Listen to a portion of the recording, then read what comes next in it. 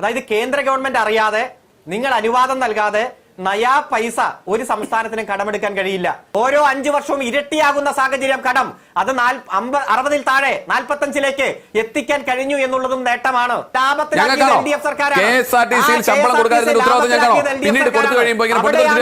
Arunkumar white പേപ്പറിൽ പറയുന്ന ഏറ്റവും പ്രധാനപ്പെട്ട കാര്യം ഇതാണ്.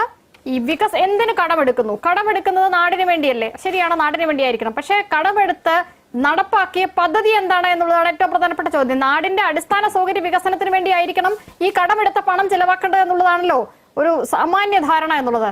കേരളത്തിൽ ഈ അടിസ്ഥാന വികസന പ്രവർത്തനങ്ങൾക്കുള്ള മൂലധന ചെലവ് എന്ന് പറയുന്നത് രാജ്യത്ത് തന്നെ ഏറ്റവും താഴ്ന്ന നിരക്കാണ്. 1.34% മാത്രമാണ് ഈ വലിയ തോതിലുള്ള വികസന പദ്ധതികൾക്കായി വിനിയോഗിച്ചിട്ടുള്ളത്. അപ്പോ പിന്നെ കടമെടുപ്പ് എന്തിനാണ് ഇത്ര വലിയ ബാധ്യത വരുത്തി വെച്ചത് എന്നാണ് ചോദ്യം. ഞാൻ ആദ്യം തന്നെ BJP പ്രതിനിധിക്ക് ഒരു മറുപടി പറയട്ടെ. അദ്ദേഹം ഒരു വാക്ക് പോലും കോൺഗ്രസിനെ കുറിച്ചോ കോൺഗ്രസിന്റെ ഇന്നത്തെ ധവളപത്രത്തെ കുറിച്ചോ ഒന്നും പറയാതെ ഇടതുപക്ഷത്തെ ആക്രമിക്കാനുള്ള വേദിയായിട്ട് അദ്ദേഹം ഈ അവസരം വിനിയോഗിക്കുമ്പോൾ അങ്ങോട്ട് എനിക്ക് ചോദിക്കാനുള്ളത്, ഈ ഏതെങ്കിലും ഒരു സംസ്ഥാനം നയാ പൈസ കടമെടുത്താൽ അതിന് കേന്ദ്ര ഗവൺമെന്റിന്റെ അനുമതി ഇല്ലാതെ പറ്റുമോ? 3.62 പിന്നെ അത് കുറഞ്ഞ് 2.5% കുറച്ചത് നിങ്ങൾ തന്നെയാണ്. അതായത് കേന്ദ്ര ഗവൺമെന്റ് അറിയാതെ, നിങ്ങൾ അനുവാദം നൽകാതെ നയാ പൈസ ഒരു സംസ്ഥാനത്തിനും കടമെടുക്കാൻ കഴിയില്ല. ഓരോ വർഷവും 2.5% GDP-യുടെ ശതമാനമാണ് നമ്മൾ കടമെടുക്കുന്നത്. അത് കേന്ദ്രം പറഞ്ഞാണ്. അതോടൊപ്പം തന്നെ കൺട്രോളറാണ്, ഓഡിറ്റർ ജനറലിന്റെ കൃത്യമായിട്ടുള്ള പരിശോധനയുടെ അടിസ്ഥാനത്തിലാണ്.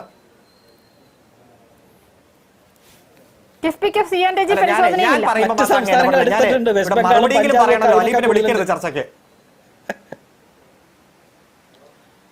പറഞ്ഞു പൂർത്തിയാക്കൂ ശ്രീ അരുൺകുമാർ. എന്നാ പിന്നെ നിങ്ങൾ തമ്മിൽ പറഞ്ഞോ.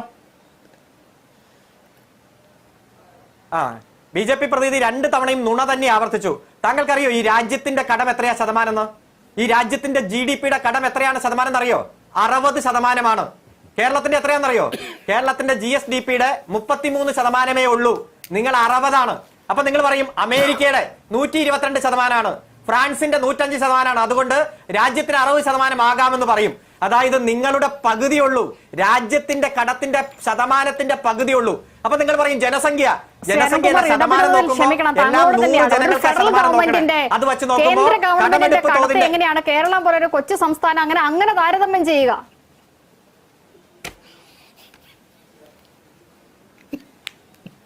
മാഡം, ശതമാനം എന്ന് പറഞ്ഞാൽ അത് കേന്ദ്രമായാലും സംസ്ഥാനമായാലും ജനസംഖ്യ വെച്ച് ശതമാനമാണ്, അല്ലാതെ കടത്തിന്റെ അളവ് നോക്കിയിട്ടല്ല, ലക്ഷമോ കോടിയോ കണക്ക് വെച്ചിട്ടല്ല.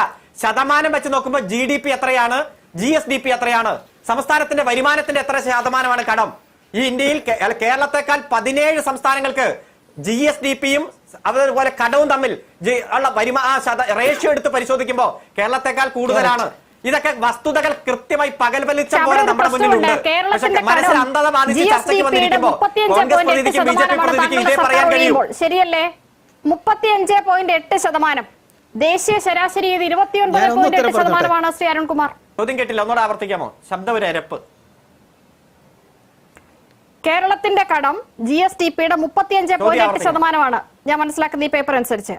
പക്ഷെ രാജ്യത്തിന്റെ ശരാശരി നോക്കുമ്പോൾ അത് 29.8%.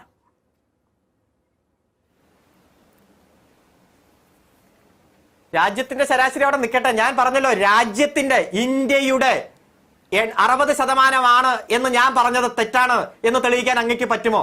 പറ്റില്ലല്ലോ. ഈ സംസ്ഥാനത്ത് അധികാരത്തിൽ വരുമ്പോൾ നമുക്കറിയാം, കോവിഡിന്റെയും അതുപോലെ തന്നെ പ്രളയത്തിന്റെയും എല്ലാ കാലത്ത് 39% ഈ കടത്തിന്റെ റേഷ്യോ മാറിയതാ. അതാണ് കുറച്ചു കൊണ്ടുവന്നത്. അതാണ് 5.5% കുറച്ചു കൊണ്ടുവന്നത്. അന്ന് ഉമ്മൻചാണ്ടി, നമുക്കറിയാം, AK ആന്റണി അടക്കം കേരളം ഭരിക്കുമ്പോൾ 40-ന് മുകളിലായിരുന്നു ശതമാനം. അപ്പോ പടിപടിയായിട്ട് കോവിഡിന്റെ ദുരന്ത കാലഘട്ടത്തിൽ നിന്നും പ്രളയത്തിന്റെ നൂറ്റാണ്ട് കണ്ട ഏറ്റവും വലിയ പ്രളയത്തിന്റെ കാലഘട്ടത്തിൽ നിന്നും കുറച്ച് കൊണ്ടുവരാൻ കഴിഞ്ഞു എന്നും ആരോഗ്യ വരുമാനം നല്ല രൂപത്തിൽ വർദ്ധിപ്പിച്ച് രാജ്യത്ത് തന്നെ ഏറ്റവും മികച്ച സംസ്ഥാനമായിട്ട് മാറാൻ നമുക്ക് കഴിഞ്ഞതും. ഏത് സർക്കാരിന്റെ കാലത്താണ് GSDP-യുടെ 40%-ന് മുകളിൽ കേരളത്തിന്റെ കടമുണ്ടായിരുന്നത്? അത് കോവിഡ് കാലത്ത് എല്ലാ തരത്തിലും തകർച്ച, നെഗറ്റീവ് സാമ്പത്തിക വളർച്ചയിലേക്ക് രാജ്യം പോയപ്പോഴാണ്. ഇതൊന്നും പഠിക്കാതെ നമ്മൾ ഈ ചർച്ചയ്ക്ക് വരുമോ നിഷ? ഏതെങ്കിലും ഞാൻ പറയാത്ത കാര്യം എടുത്ത് ഇങ്ങോട്ട് ആക്രമിക്കാനൊന്നും നിൽക്കണ്ട. ഞാൻ സൂചിപ്പിച്ചത് കോവിഡ് കാലത്ത് ഏറ്റവും ദുരന്ത സമാനമായ സാഹചര്യം. പ്രളയവും കോവിഡും, പ്രളയം കേരളത്തിൽ മാത്രമേ ഉണ്ടായുള്ളൂ, മറ്റ് സംസ്ഥാനങ്ങളിലെല്ലാം ഉണ്ടായില്ല. പ്രളയം നൂറ്റാണ്ടിലെ ഏറ്റവും വലിയ പ്രളയമായിരുന്നു.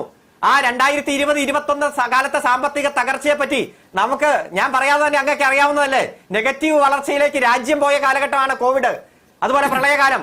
അന്ന് ഏറ്റവും ദുരന്തപൂർണമായ അന്തരീക്ഷത്തിൽ നിന്ന് തിരിച്ചു വരാൻ നമുക്ക് കഴിഞ്ഞു എന്നും ഞാൻ ആദ്യം സൂചിപ്പിച്ചതുപോലെ ഓരോ 5 വർഷവും ഇരട്ടിയാകുന്ന സാഹചര്യം കടം അത് 60-ൽ താഴെ 45-ലേക്ക് എത്തിക്കാൻ കഴിഞ്ഞു എന്നുള്ളതും നേട്ടമാണ്.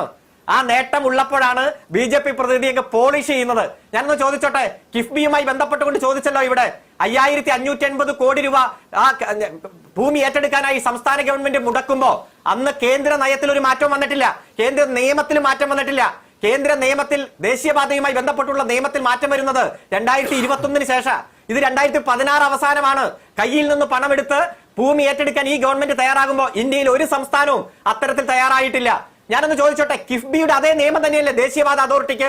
കടമെടുപ്പ് തോതുമായി ബന്ധപ്പെട്ടുകൊണ്ട് നിങ്ങൾ ദേശീയപാത അതോറിറ്റിക്ക് ആ നിബന്ധന വച്ചില്ലല്ലോ. അതുപോലെ പെൻഷൻ കമ്പനിക്ക് വെച്ച നിബന്ധന ദേശീയപാത അതോറിറ്റിക്ക് വെച്ചോ? കേരളം എന്ന് കാണുമ്പോൾ തന്നെ നിങ്ങൾക്ക് പ്രത്യേകമായിട്ടുള്ള ഒരു അസുഖമുണ്ട് കേന്ദ്ര ഗവൺമെന്റിന്. അത് എല്ലാ തരത്തിലും തകർക്കാൻ നോക്കിയപ്പോഴും അതിനെ അതിജീവിച്ചു. കിഫ്ബിയുടെ വരുമാന സ്രോതസ് കൃത്യമായി വ്യക്തമല്ലേ? മോട്ടോർ വാഹന നികുതിയിൽ നിന്നുമെല്ലാം പ്രത്യേകമായിട്ടുള്ള സെസ് പ്രകാരം കിഫ്ബിക്ക് അതോണം ചെയ്ത പദ്ധതികളിൽ നിരവധി വരുമാനം ആർജിക്കുന്ന പദ്ധതികളുണ്ട്. അവരുടെ ടോൾ വഴിയും അവരുടെ ഭൂമിയിൽ ലീസിന് കൊടുത്തിരിക്കുന്ന സ്ഥാപനങ്ങൾ വഴിയും എല്ലാം വരുമാനമുണ്ട്. അതുപോലെ വരുമാനം സ്വന്തമായി ഉണ്ടാക്കുന്ന സ്ഥാപനമാണോ കിഫ്ബി? അതെ, രണ്ടും രണ്ടാണ്. താങ്കൾ നോക്കേണ്ടത് ഇത് പശ്ചാത്തല സൗകര്യ വികസനമാണ്. അതെല്ലാം ഇൻകം ഓറിയന്റഡ് എന്ന ഉദ്ദേശത്തോടെ ചെയ്യുന്നതല്ല. അത് നാടിന്റെ സമഗ്ര വികസനത്തിന് വേണ്ടി അടിസ്ഥാന വികസന രംഗത്ത് വരുന്ന മാറ്റമാണ്. മലയോര ഹൈവേ ഒറ്റ കാര്യം, വിഴിഞ്ഞം തുറമുഖവും ദേശീയപാത വികസനവും അല്ലാതെ മറ്റെന്താണ് ഈ വലിയ കടമെടുപ്പിലൂടെ കേരളത്തിൽ നടപ്പാക്കിയിട്ടുള്ളത്? തീരദേശ ഹൈവേ, മലയോര ഹൈവേ, അതുപോലെ തന്നെ ജലമെട്രോയുമായി ബന്ധപ്പെട്ടുകൊണ്ട്, ഇപ്പൊ തുരങ്കപാതയുമായി ബന്ധപ്പെട്ടുകൊണ്ട്, അതുപോലെ സ്കൂൾ കെട്ടിടങ്ങൾ 55,000 ക്ലാസ് മുറികൾ ഹൈടെക്കായി മാറിയതുകൊണ്ട്, കൊച്ചിയിലെ ക്യാൻസർ റിസർച്ച് സെന്റർ, ഇപ്പൊ കോഴിക്കോട് പണി ആരംഭിക്കാൻ പോകുന്ന അവയവദാനവുമായി ബന്ധപ്പെട്ടുകൊണ്ടുള്ള റിസർച്ച് സെന്റർ അടക്കം പശ്ചാത്തല വികസന രംഗത്ത് 100 പാലം എന്ന് പറഞ്ഞിട്ട് 200-ലധികം പാലങ്ങൾ, നിരവധി റെയിൽവേ മേൽപ്പാലങ്ങൾ അടക്കം കിഫ്ബിയുടെ പണം ഉപയോഗിച്ചുകൊണ്ട് പൂർത്തീകരിച്ചിട്ടുണ്ട്. ഇതിൽ ഇൻകം ജനറേറ്റ് ചെയ്യുന്ന പദ്ധതികൾ ചെറുതായിരിക്കാം, പക്ഷെ നമ്മളെ സംബന്ധിച്ചിടത്തോളം ഒരു വർഷം ബജറ്റിന്റെ ഭാഗമായി കിട്ടുന്ന പണവും ചെലവും തമ്മിലുള്ള വ്യത്യാസം ഉപയോഗിച്ചുകൊണ്ട് ഇത്തരത്തിലുള്ള വികസനം നടത്താൻ കഴിയില്ല. 2010 മുമ്പ് ഒന്ന് എടുത്തു നോക്കിയേ, നമ്മുടെ ബജറ്റ് കമ്മി ബജറ്റാണ്, റവന്യൂ കമ്മിയാണ്. അതുകൊണ്ട് വൻകിട വികസന പ്രവർത്തനങ്ങൾ നടത്താനേ പറ്റില്ല. പക്ഷേ ഈ അടുത്ത കാലത്ത് 10-15 കൊല്ലമായി പശ്ചാത്തല വികസന രംഗത്ത് മാറ്റം വരുത്താൻ നമുക്ക് കഴിഞ്ഞത് ഇങ്ങനെ ബജറ്റിന് പുറത്തുള്ള ബോറോയിങ് നടത്താൻ കഴിഞ്ഞത് കൊണ്ടാണ്. അതുകൊണ്ട് തന്നെയാണ് അത് തിരിച്ചടവ് നിശ്ചിത വർഷത്തേക്കുള്ള രീതി, അവർക്ക് തന്നെ കടമെടുക്കാം, അവർക്ക് തന്നെ തിരിച്ചടക്കാം. ഇത് കേരളത്തിലെ നിയമസഭയിൽ പാസാക്കിയ നിയമമല്ലേ? ഏതായാലും ധവളപത്രം വന്നത് നന്നായി. കർണാടകത്തിൽ ഏപ്രിൽ മാസത്തെ ശമ്പളം കോൺഗ്രസ് ഗവൺമെന്റ് കൊടുത്തിട്ടില്ല. തെലങ്കാനയില് മുഖ്യമന്ത്രി DGP അടക്കം എല്ലാ ഉദ്യോഗസ്ഥന്മാരുടെയും ശമ്പളം 30% വെട്ടിക്കുറച്ചു. അതുപോലെ തന്നെ ഹിമാചൽ പ്രദേശില് 8 കൊല്ലത്തെ റിട്ടയർമെന്റ് ബെനിഫിറ്റ് കോൺഗ്രസ് ഗവൺമെന്റ് കൊടുക്കാൻ കൊണ്ടുവന്ന് ഇതൊക്കെയാണ് സ്ഥിതി. അതുകൊണ്ട് പ്രഖ്യാപിച്ച റിട്ടയർമെന്റ് ഏജ് വർദ്ധിപ്പിക്കണം. അതുപോലെ 10 വർഷം ശമ്പള പരിഷ്കരണം ഇല്ല. അതുപോലെ പൊതുമേഖലാ സ്ഥാപനം ഒക്കെ വിൽക്കണം, എയർപോർട്ട് വിൽക്കണം, വിമാനത്താവളം, അതുപോലെ എല്ലാം തുറമുഖമൊക്കെ വിൽക്കണം. ഇതിന് പരിപാടിക്ക് വേണ്ടിയുള്ള പശ്ചാത്തല സൗകര്യം ഒരുക്കി. ഒറ്റ കാര്യം നിഷ ഓർക്കുക, നമ്മുടെ കടം 50% വർദ്ധിച്ചാലും നമ്മുടെ വരുമാനം 3 ഇരട്ടിയായിട്ട് വർദ്ധിച്ചാൽ അന്തസ്സോടെ മുന്നോട്ട് പോകാം. കടം പകുതി 50% വർദ്ധിച്ചിട്ടുള്ളൂ, എന്നാൽ നമ്മുടെ വരുമാനം 3 ഇരട്ടിയായി. കേരളത്തിന്റെ സ്ഥിതി അതാണ്. കടത്തിന്റെ തോത് വർദ്ധിച്ചു നോക്കുക, വരുമാനം വർദ്ധിച്ചു നോക്കുക. ഇതനുസരിച്ച് മികച്ച ധനകാര്യ മാനേജ്മെന്റ് ആയതുകൊണ്ടാണ് ട്രഷറി പൂട്ടിയില്ല, സപ്ലൈകോ പൂട്ടിയില്ല, പെൻഷൻ 1 രൂപ പോലും കുടിശ്ശിക വരുത്തിയില്ല. അതുകൊണ്ട് ഈ ധവളപത്രമൊക്കെ ജനങ്ങളെ കബളിപ്പിക്കാൻ വേണ്ടിയിട്ടുള്ള നമ്പറാണ്. വരും ദിവസങ്ങളിൽ നമുക്കറിയാം ഓർഡിനറി ബസ്സാണോ, അതുപോലെ തന്നെ ഫാസ്റ്റ് ആണോ, സൂപ്പർ ഫാസ്റ്റ് ആണോ, കേരളത്തിലെ മുഴുവൻ വനിതകൾക്കുമാണോ, രാവിലെയാണോ വൈകുന്നേരമാണോ, ഒരു നയം വ്യക്തമാക്കാതെ പ്രഖ്യാപിച്ച പദ്ധതികളിൽ നിന്ന് പിൻവലിച്ചു പോകേണ്ടി വരുന്ന സിവിൽ സപ്ലൈസ് കോർപ്പറേഷൻ എത്ര കോടി രൂപ സർക്കാർ കൊടുക്കാനുണ്ട്? ലോക്കൽ ബോഡിക്ക് ഞാൻ പലപ്പോഴും പറഞ്ഞല്ലോ, ലോക്കൽ ബോഡി സർക്കാരുകൾക്ക് ഈ സർക്കാർ കൊടുക്കാനുള്ള ലോക്കൽ ബോഡി. അതെ അതെ അതെ, അത് ഇതെന്താ വെള്ളരിക്കപ്പെടണോ? ഞാൻ ചോദിക്കട്ടെ, ഇവിടെ KSRTCയിൽ ശമ്പളം കൊടുക്കാതെ എന്നിട്ട് അവസാനം കൊടുത്തിട്ട് ഞങ്ങളുടെ മിടുക്കാണെന്ന് പറഞ്ഞാരാ? KSRTCയിൽ ശമ്പളം കൊടുക്കാതിരുന്നത് LDFന്റെ കാലത്താണോ UDFന്റെ കാലത്താണോ? ആദ്യം ഒന്ന് പറയട്ടെ. KSRTCയിൽ ശമ്പളം മുടക്കിയത് ആരാണെന്ന് പറയട്ടെ. എന്നിട്ട് ഞാൻ പറയട്ടെ, ഇതിനെല്ലാം മറുപടി പറയാം. KSRTCയിൽ ശമ്പളം മുടക്കിയത് ആരാണ്? UDF ആണോ? KSRTC ആരാ നിർത്തിയത്? ശ്രീ ആന്റണി രാജുവിന്റെ കാലത്ത് KSRTC ശമ്പളം കൊടുക്കാതിരുന്നതിന് ഉത്തരവാദിത്വം ഞങ്ങൾക്കാണോ? KSRTC ശമ്പളം കൊടുക്കാതിരുന്നതിന് ഉത്തരവാദിത്വം ഞങ്ങൾക്കാണോ? പിന്നീട് കൊടുത്തു കഴിയുമ്പോൾ ഇങ്ങനെ പൊട്ടിത്തെറിച്ചിട്ട് കാര്യമുണ്ടോ? ഞങ്ങളെ സംബന്ധിച്ച് നിങ്ങളുടെ സാമ്പത്തിക നിലപാട് ഈ സംസ്ഥാനത്തിന്റെ സാമ്പത്തിക നില അങ്ങേയറ്റം മോശകരമാണ് എന്ന് ബോധ്യപ്പെടുത്തുന്നതാണ് ഈ പറയുന്ന ധവളപത്രം നേരത്തെ തർക്കം വേണ്ട. അത് ഞങ്ങൾ ജനങ്ങളെ ബോധ്യപ്പെടുത്തിയിട്ടുണ്ട്. ഞങ്ങളെ സംബന്ധിച്ച് വളരെ കൃത്യമായി മുന്നോട്ട് പോകുന്നതിനെയും ഞങ്ങൾ പ്രഖ്യാപിച്ചിട്ടുള്ള എല്ലാ പദ്ധതികളും ഞങ്ങൾ നടപ്പിലാക്കുന്നതിന് മുന്നോട്ട് പോകും. ഒരു തർക്കവും വേണ്ട. ധവളപത്രം കൊണ്ടുവന്ന് കേരളത്തിൽ ഇത് എന്തായാലും സത്യം ജനങ്ങൾക്ക് മനസ്സിലായി.